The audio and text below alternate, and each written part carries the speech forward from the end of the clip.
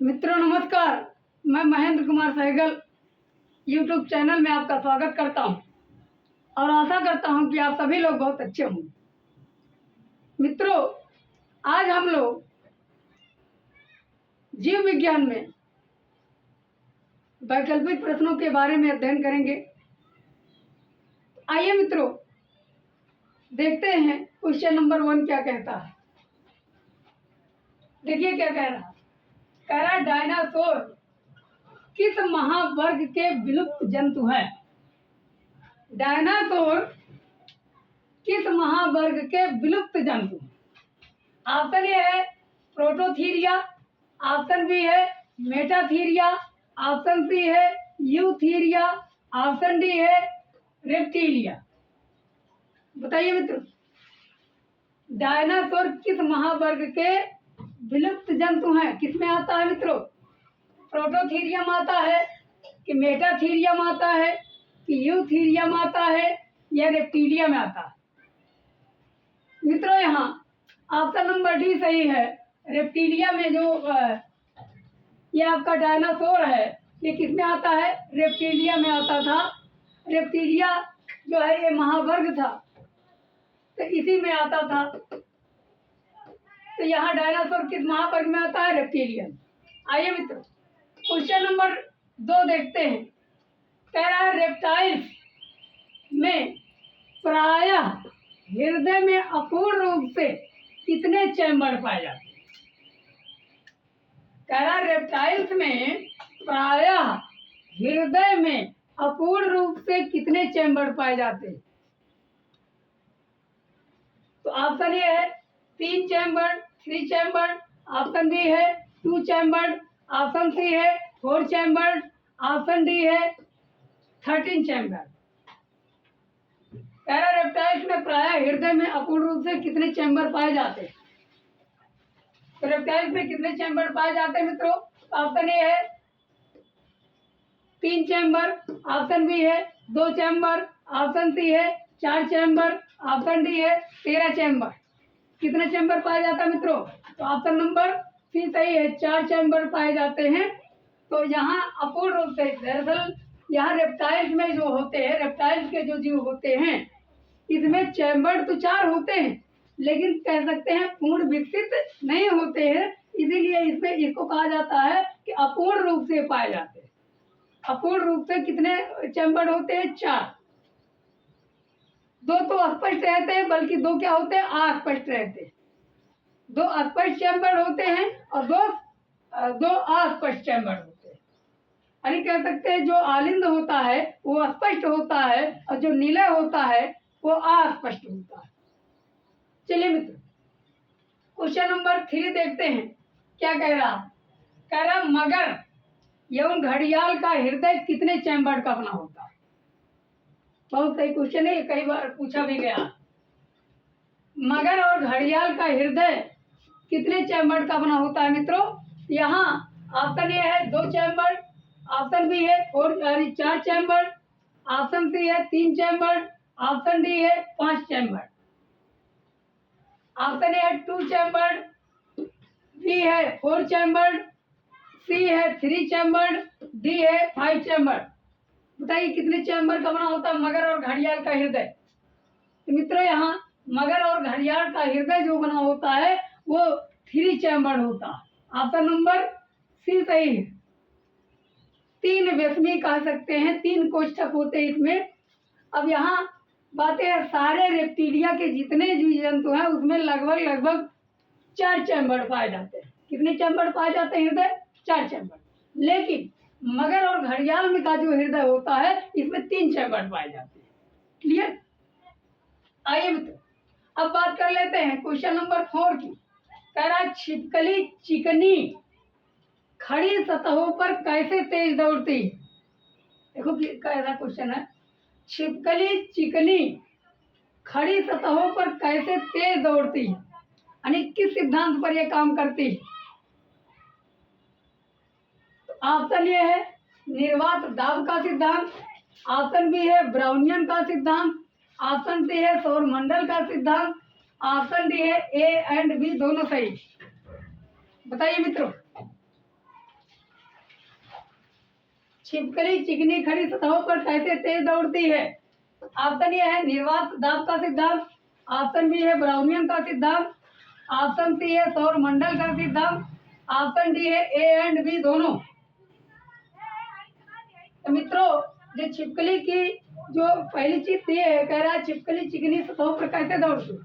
तो छिपकली की जो अंगुलियां होती हैं उसके नीचे पटलिकाएं बनी होती हैं। क्या बनी होती हैं? पटलिकाएं।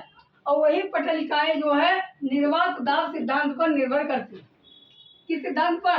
निर्वात दाब सिद्धांत पर। इसलिए ऑप्शन नंबर ए सही होगा। ये पूछा जा रहा है किस सतहों पर कैसे तेज दौड़ते, किस सिद्धांत पर लागू होगा? तो निर्वात दाब सिद्धांत पर।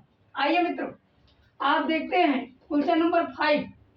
कह रहा रेप्टीलिया में हृदय कितने भाग में बटे होते हैं? रेप्टीलिया में हृदय कितने भाग में बटे होते हैं? ऑप्शन ए है 2 अस्पष्ट आलिंद, ऑप्शन बी है 2 अस्पष्ट निलय, ऑप्शन सी है 3 आलिंद, ऑप्शन डी है ए एंड बी दोनों सही। क्वेश्चन नंबर 5 क्या कह रहा है मित्रों? रेप्टीलिया में हृदय कितने भाग में बटे होते हैं? तो 2 अस्पष्ट आलिंद, 2 अस्पष्ट निलय, 3 आलिंद, और ऑप्शन नंबर डी है ए और बी दोनों सही। यहाँ ऑप्शन नंबर डी सही है मित्रों, ए और बी। अभी हमने इसके पहले आगे वाले क्वेश्चन में बताया कि कितने चैम्बर होते हैं। अपूर्ण रूप से 4 चैम्बर होते हैं। 2 जो होते हैं अस्पष्ट आलिंद होते हैं, जबकि 2 अस्पष्ट निलय होते हैं। यहाँ ऑप्शन नंबर ए और ऑप्शन नंबर बी दोनों सही है मित्रों। क्लियर? अब बात कर लेते हैं क्वेश्चन नंबर 6 की। करा निम्न में से ओविपेरस एनिमल किस वर्ग में आते हैं? निम्न में से ओविपेरस एनिमल किस वर्ग में आते हैं?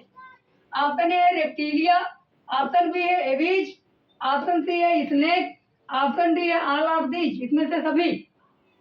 देखिए निम्न में से ओविपेरस एनिमल किस वर्ग में आते हैं? ऑप्शन ए है रेप्टीलिया, ऑप्शन बी है एविज, ऑप्शन सी है स्नेक, ऑप्शन डी है ऑल ऑफ दीज। यहाँ मित्रों ऑल ऑफ दीज यही सही है। ऑल ऑफ दीज इसमें से सभी। यानी रेप्टीलिया के जो सदस्य होते हैं वो भी क्या देते हैं? अंडे देते हैं। पक्षी जो है वो भी अंडे देते हैं। स्नेक जो है सर्प वो भी अंडे देते हैं। इसलिए यहाँ ऑल ऑफ दीज लगभग ऑल सभी सही होंगे। तो क्वेश्चन नंबर 7 देखते हैं। कह रहा निम्न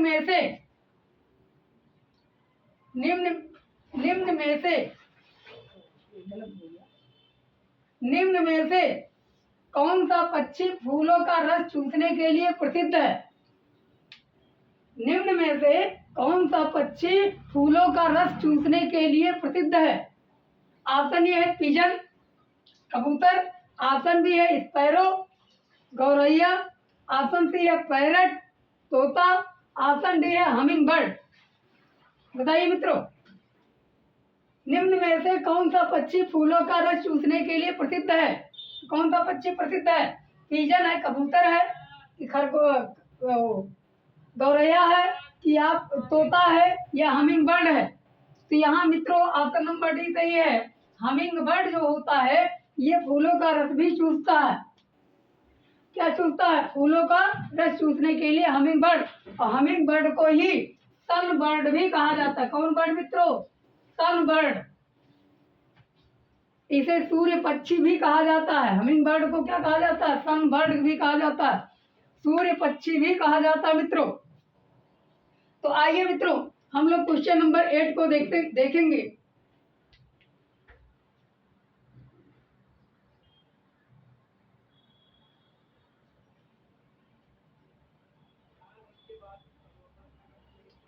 आइए मित्रों हम लोग क्वेश्चन नंबर 8 देखते हैं। क्या कह रहा? कह रहा खंजन पक्षी या वैगटेल भारत में पोषण के लिए कहां से आते? खंजन पक्षी भारत में पोषण के लिए कहाँ से आती मित्रों? ऑप्शन ए है अमेरिका, ऑप्शन बी है सीरिया, ऑप्शन सी है साइबेरिया, ऑप्शन डी है सीरीज। बताइए मित्रों, खंजर पक्षी भारत में पोषण के लिए कहाँ से आती? ऑप्शन ए है अमेरिका, ऑप्शन बी है सीरिया, ऑप्शन सी है साइबेरिया, ऑप्शन डी है सीरीज। मित्रों ये साइबेरिया से आती हैं। ये खंजन जो पक्षी होती हैं, व्हाइट टेल पक्षी जो होती हैं, वो साइबेरिया से केवल जाड़ों में आती हैं। और यहाँ किसके लिए आती हैं? पोषण के लिए आती हैं, जनन के लिए नहीं। तो किसके लिए आती है मित्रों? पोषण के लिए आती है। किस देश से आती है? साइबेरिया से। आइए मित्रों, क्वेश्चन नंबर 9 देखते हैं। कह रहा उभयचर जंतु ट्री फ्रॉग किसकी उपमा है? उभयचर जंतु या ट्री फ्रॉग किसकी उपमा है? ऑप्शन ए है हाइला, ऑप्शन बी है मिडवाइफ टोड, ऑप्शन सी है क्रोकोडाइल, ऑप्शन डी है ड्रेको। बताइए मित्र, उभयचर जंतु ट्री फ्रॉग किसकी उपमा है? ट्री फ्रॉग किसको कहा जाता है मित्रों? हाइला को कहा जाता है। ऑप्शन नंबर ए सही। क्लियर? उभयचर जंतु अर्थात ट्री फ्रॉग। ट्री फ्रॉग कौन है? तो पेड़ पर चढ़ने वाला कौन है? मेढक। पेड़ पर चढ़ने वाला मेढक कौन है? हाइला। आइए मित्रों, क्वेश्चन नंबर 10 देखते हैं। कह रहा है एलाइटस किस जंतु का उपनाम है? एलाइटस किस जंतु का उपनाम है? तो ऑप्शन ए है मिडवाइफ टोड, ऑप्शन बी है रेप्टाइल, ऑप्शन सी है राना टिग्रीना, ऑप्शन डी है इक्थियोफिस। बताइए मित्र, एलाइटस किस जंतु का उपनाम है? एलाइटस मिडवाइफ का नाम है मिडवाइफ टोड, या रेप्टाइल, या राना टिग्रीना, या इक्थियोफिस। तो मित्रों यहाँ मिडवाइफ टोड को क्या कहा जाता है? एलाइटिस की उपमा दी गई। मिडवाइफ टोड को क्या कहा गया है? एलाइटिस कहा गया है। क्लियर? तो आइए मित्रों, क्वेश्चन नंबर 11 देखते हैं। प्रथम कशेरुकी जो सूखी धरती पर वास के लिए उपयोजित हुए कौन थे? प्रथम कशेरुकी अर्थात प्रथम फर्स्ट वर्टिब्रेट जो सूखी धरती पर जो है वास के लिए उपयोजित हुए थे, वो कौन थे? ऑप्शन ए है एबीज, ऑप्शन बी है मैमल्स, ऑप्शन सी है रेप्टिलिया, ऑप्शन डी है प्रोटोथीरिया। बताइए मित्रों, प्रथम कशेरुकी कौन था जो सूखी धरती पर वास के लिए उपयोजित हुआ था? वह कौन था? तो कौन था? एबीज था कि मैमल्स था, स्तनधारी था, या रेप्टिलिया था, या प्रोटोथीरिया था मित्रों? यहाँ ऑप्शन सी सही है। रेप्टिलिया जो था यही प्रथम कशेरुकी है जो सूखी धरती पर वास के लिए उपयोजित हुआ था। क्लियर?